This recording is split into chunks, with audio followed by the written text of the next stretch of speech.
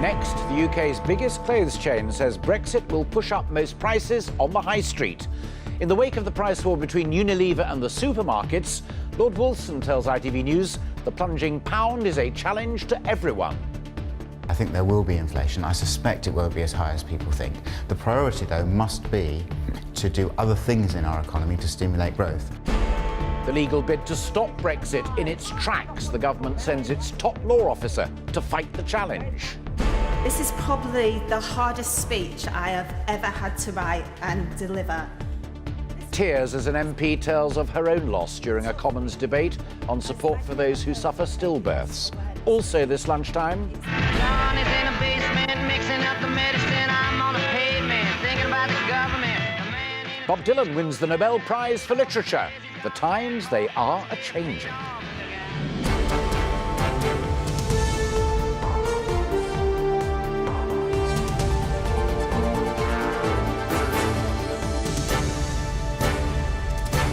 This is the ITV Lunchtime News with Alistair Stewart. Good afternoon. The Marmite row between manufacturers Unilever and the supermarkets will spread, according to the boss of Britain's biggest clothing chain. Lord Wolfson, head of Next, told ITV News inflation will go up and prices across the high street will rise. The fall in the value of the pound simply means if goods are made abroad, they'll cost more to import, and if they're made here with imported raw materials, they will cost more as well. So, away from borders, sovereignty and immigration, the UK's decision to leave the European Union has become a pounds and pence issue for every shopper at every till in the land. Joanna Partridge has the latest. Really love this one. Okay. Love it or hate it, as the slogan goes, the taste of Marmite divides the nation. Now it's at the centre of the debate about how the fall in the pound since the referendum will lead to higher prices in the shops. Next has already warned the cost of its clothes might go up by as much as 5% next year. The man who runs the retailer, Lord Wolfson, was launching an economics prize this morning and calling for a new plan for growth. He concedes prices will rise across the board. I don't know what inflation is going to be across the economy. I think there will be inflation. I suspect it won't be as high as people think. The priority, though, must be to do other things in our economy to stimulate growth. It's understood discussions between Tesco and Unilever are ongoing this lunchtime. Unilever's products, from Marmite to Coleman's mustard or Ben & Jerry's ice cream, aren't available online from Tesco's website. They are still on the shelves at Britain's biggest retailer, but when they're sold out, they won't be replenished. The standoff in Tesco's aisles continues. Since the referendum, the pound has fallen 15% against the euro. Unilever said that was why it wanted to charge Tesco 10% more for its products. But Tesco, along with other supermarkets, has been holding firm. Retailers say some of Unilever's products are made in the UK, so shouldn't be affected by currency changes. I don't think it's just PR. I think it's a more complicated thing than that. And I do think that it's important that we are seeing Tesco, after all the bad publicity it's had in the recent years, really saying, look, we are the most powerful in this sector and we are going to lead the sector in its response to what's going on at the moment. Tesco and Unilever's share prices are both slightly lower this lunchtime. Both firms will want this spat resolved as soon as possible. Joanna Partridge, ITV News. Joel Hills, our business editor, joins me live. The clash of the titans between suppliers, the biggest, and supermarkets, the biggest. How's it playing out? Well, and it's the way it plays out will affect what we play in the shops, almost undoubtedly. And I am sure, we don't know this, but suppliers more generally are having exactly the same discussions with all the big supermarkets. I mean, the point here is Unilever's got 10 factories in the UK. It's Tesco's biggest individual supplier, or at least one of them. It has seen its prices rise because most of the products that it imports are priced in dollars. So it's seen the profits being squeezed. It's gone to Tesco and say, we want to put our prices up. Tesco knows its profit margin is paper thin. It would have to pass those costs on to customers. It's reluctant and terrified about doing it. And that's why we've got this standoff and dust up. What is interesting is Dave Lewis, the chief executive of Tesco, came from Unilever. He knows where all the bodies are buried. He knows how much they make on each and every one of their 40 brands they supply Tesco's with. This is an almighty standoff. I suspect, actually, Tesco's has got the upper hand. It is a window, a shop window, into almost a third of British households. That's quite something to be shut out of that. All right. Joel, thank you.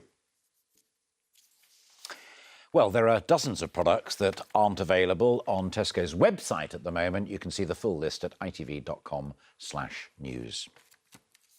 Now, the fallout from the referendum isn't only playing out in our supermarkets. Today, the government's faced a challenge in the High Court in a case that's attempting to force a vote in Parliament before the UK even begins the process of leaving the EU.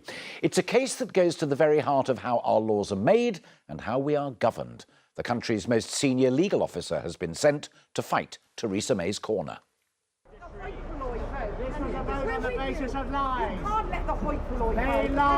The protesters fighting to be heard against the morning rush hour were largely ignored by the Attorney-General as he swept into court. Take back control. But the fact Jeremy Wright, the government's top law officer, is here at all is a sign of how seriously the Cabinet's taking today's legal challenge.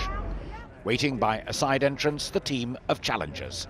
They believe that without a vote in Parliament, Theresa May has no right to trigger Article 50, the process for departing the EU. The government say they're playing politics by the back door.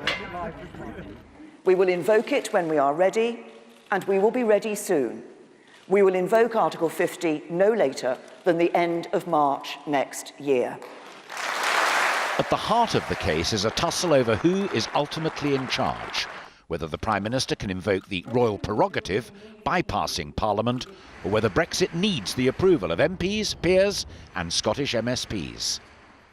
And our political correspondent Carl Dinnan is live outside the High Court for us right now. So, underway, Carl, what's the court heard? That's right. Well, it is, as you say, Alistair, about the simple but powerful idea that Parliament, not the government, is sovereign, is the boss. And the people bringing this case say that the government can't just use its royal prerogative powers to sweep away all the rights and the laws that were brought into being by Parliament when this country entered the European Union back in the early 70s. And the government is expected to say later that actually the Referendum Act, which was passed by Parliament, gives them the right to sweep those things away. Now, Lord Pannick, who's appearing for the people bringing the case today, said that the Referendum Act doesn't even mention that. He says Parliament is sovereign and the Referendum Act doesn't even come close to affecting that basic truth of our Constitution. Now, whatever happens here, it probably won't affect the Brexit outcome, but it could affect the way Britain is governed for years to come. Carl, thank you. And Scotland's First Minister Nicola Sturgeon has claimed that Brexit will give her SNP a better chance of winning independence in a second referendum. She told her party's conference in Glasgow the necessary legislation for that vote will be ready for consultation next week. If the choice we face is an inward-looking, insular Brexit Britain governed by a right-wing Tory party obsessed with borders and blue passports at the expense of economic strength and stability, or a progressive, outward-looking, internationalist Scotland able to chart our own course and build our own security and prosperity, then know this: that is a case we will win. And Peter Smith, our Scotland correspondent, was listening to that speech. Peter, a stark contrast with what Theresa May, the Prime Minister, was saying yesterday. Absolutely, Alistair. This is turning into something of a poker match, and if yesterday Theresa May raised the stakes, today it was Nicola Sturgeon calling her bluff. She said that next week she will present this independence referendum bill that will be presented for consultation. That does not mean that Scotland will necessarily have another independence referendum. This is a bargaining chip, if you will. It is Nicola Sturgeon saying to the UK government, listen to us, listen to Scotland's voice as part of these Brexit negotiations. We want to be in the single market. We want to have control over immigration. She has accused Theresa May of using Brexit as a licence for xenophobia. She's calling for support from Labour, the Lib Dems, disillusioned Conservatives to get behind her in blocking this hard Brexit. But Nicola Sturgeon is also caught between a rock and a hard place, because she's got people urging her to hurry up in her own party, others telling her to take her time. So it is poker faces from Nicola Sturgeon at the conference today. Peter, thank you. Still to come, why care for the elderly in England is at a tipping point. The health watchdog calls for more cash to avoid a crisis. But first, several MPs were said, and indeed in some cases seen, to be in tears in the House of Commons this lunchtime after a Labour MP told her colleagues about her own experience losing her baby daughter at birth. Vicky Foxcroft was speaking during a debate in Westminster about stillbirth. Two other MPs brought the debate, calling for better support for bereaved parents. Jenny Longdon reports. She stayed alive for hours. I never wanted to let her go. Vicky Foxcroft knows firsthand how traumatic losing a baby can be. In Parliament today, she told MPs how she lost her daughter just 5 days after giving birth, when she was just 16 years old. She was never able to cry, to smile, but I loved her and I desperately wanted her. I still love her. She is always in my thoughts, all these years afterwards, even if I don't talk about her all the time. The taboo of losing a child and the care given to bereaved families afterwards was discussed by MPs today, a debate led by Antoinette Sandbach, who herself has suffered the heartache of losing a baby. She wants to see more being done to help families during what is a traumatic time. There's a silence around baby loss, and what we need to do is break the silence and have that information and support there for parents so that they can talk through the consequences. Listening to the joy of new parents after giving birth to a stillborn child is one issue that MPs want to see addressed. So coming in from the living area, we have the bedroom. Again, we're carrying on the same theme of home from home, a very relaxed environment. This brand new suite at Medway Hospital in Kent will allow bereaved parents to spend time with their baby in private and begin the grieving process. So from the start of our phase 1, our delivery suite, that was feedback from women about the noises they heard. So our delivery suite birth room is soundproofed, but equally it's the time and the ability to come back and see their baby as and when they want in an environment that then doesn't expose them to the delivery suite. While nothing will take away the pain of losing a baby, it's hoped that making the grieving process that bit easier will let parents hang on to their memories. Jenny Longdon, ITV News.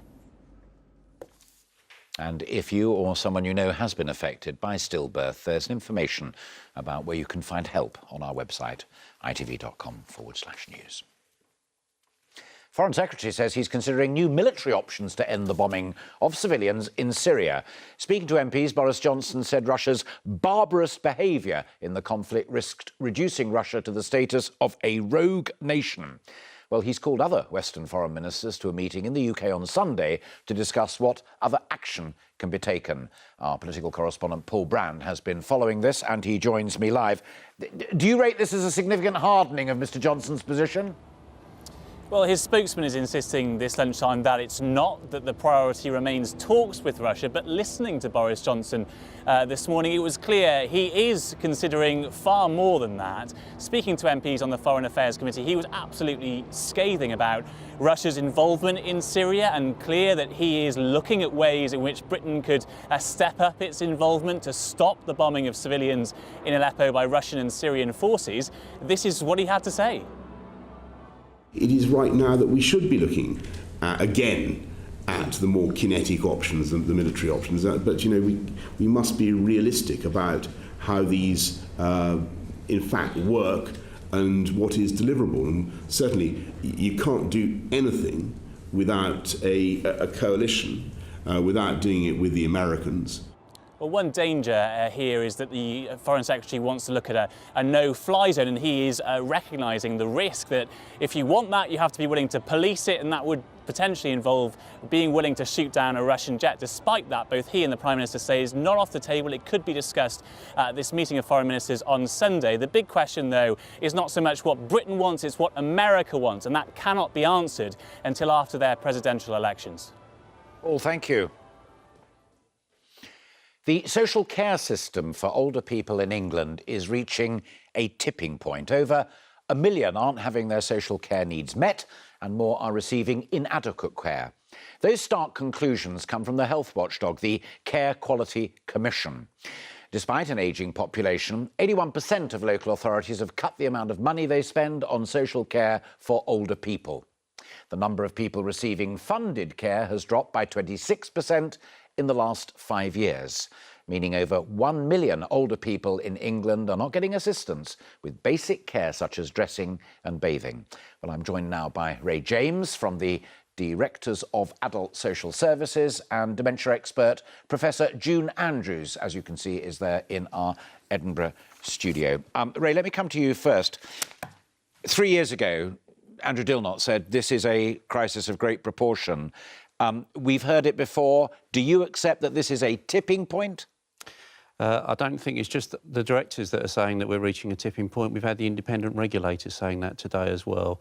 And bluntly, does that mean elderly folk could be left alone to die? We certainly hope that that won't be the case. That's why the regulator is warning now, inviting government to act and ensure that funding for social care keeps pace with the growing number of older people who need that care. June, if funding was found, would that be the answer? Would we be able to find the extra nurses, the extra care that these good folk deserve? Shortage of staff is a clear issue and funding is an issue. But I think one thing we need is clarity about the fact that in future we're all going to have to take more personal responsibility and pay more ourselves. So finding staff will be very difficult and money won't be the only solution. Do you go along with that? Because, in essence, the more your people do a good job, even up against the wall, the less families will be inclined to do themselves.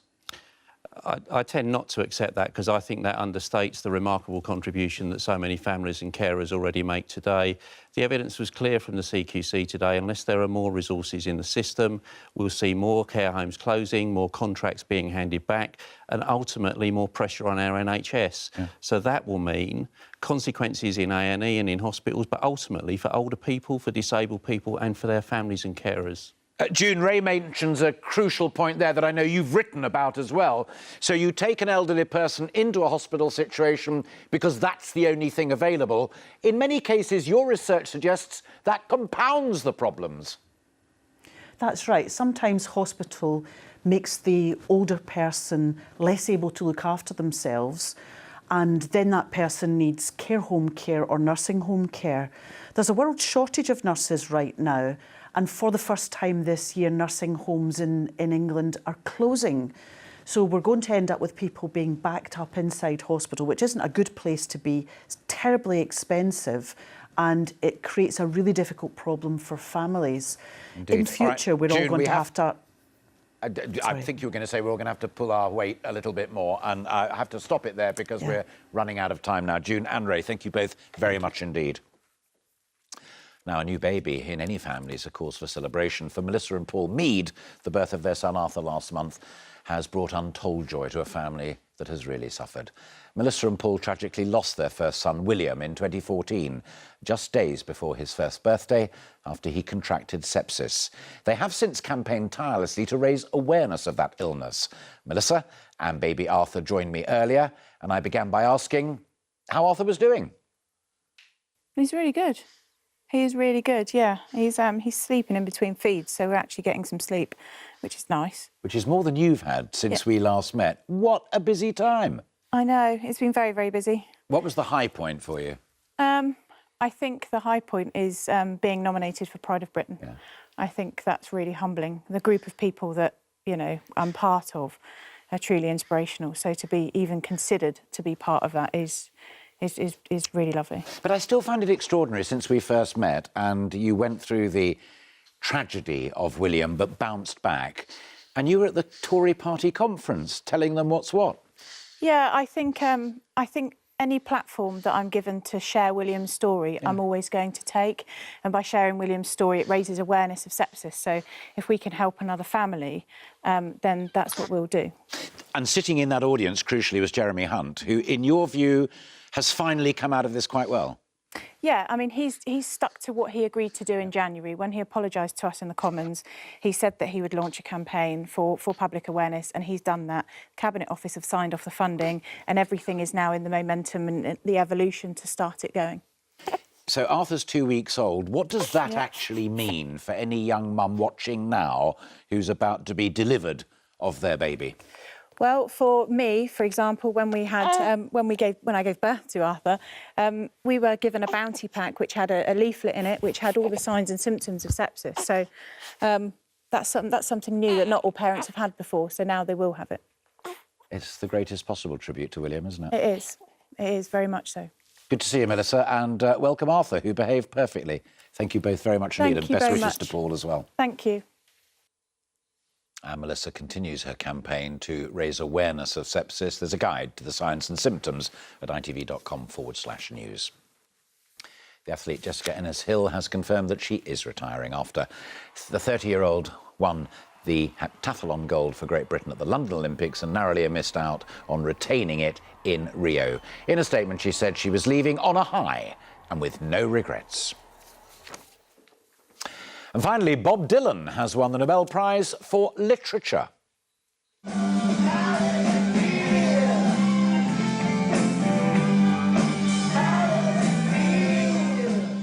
Pretty good, I would have thought. The singer, famous for hits like Rolling Stone, was credited for having created new poetic expressions within the great American song tradition. Sharon Thomas joins me now. What an achievement.